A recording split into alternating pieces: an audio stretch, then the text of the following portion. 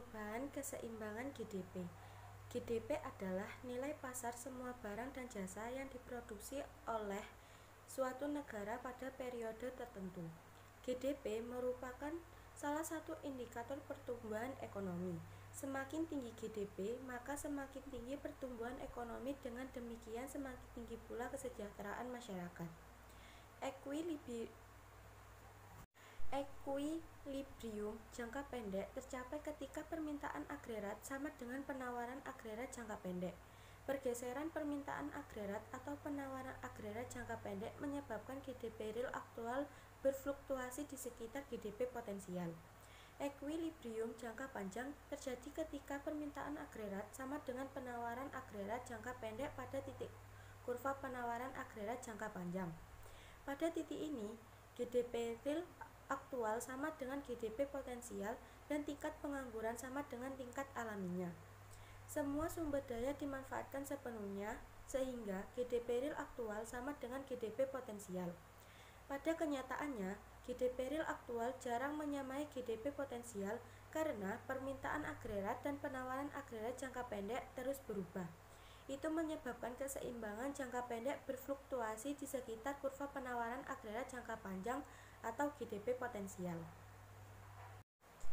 Kesenjangan output positif juga disebut sebagai kesenjangan ekspansioner.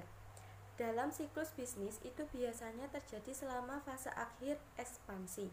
Ketika titik ekuilibrium jangka pendek berada di sebelah kanan kurva penawaran agregat jangka panjang, pada saat itu GDP real aktual melebihi GDP potensial. Kesenjangan output positif menunjukkan bahwa permintaan agregat melebihi penawaran agregat jangka panjang. Dengan kata lain, kapasitas maksimum perekonomian tidak mencukupi untuk memenuhi permintaan agregat. Itu menghasilkan tekanan ke atas tingkat harga. Untuk menutupi permintaan agregat, perekonomian mengimpor barang dari luar negeri. Oleh karena itu, selama periode ini neraca perdagangan akan cenderung defisit karena tingginya permintaan impor. Kesenjangan output negatif juga disebut sebagai kesenjangan deflasioner atau kesenjangan resesioner. Sebagaimana namanya, ini biasanya terjadi selama kontraksi atau resesi di mana tekanan ke bawah atas tingkat harga. Kesenjangan negatif berarti GDP real aktual lebih rendah dari GDP potensial.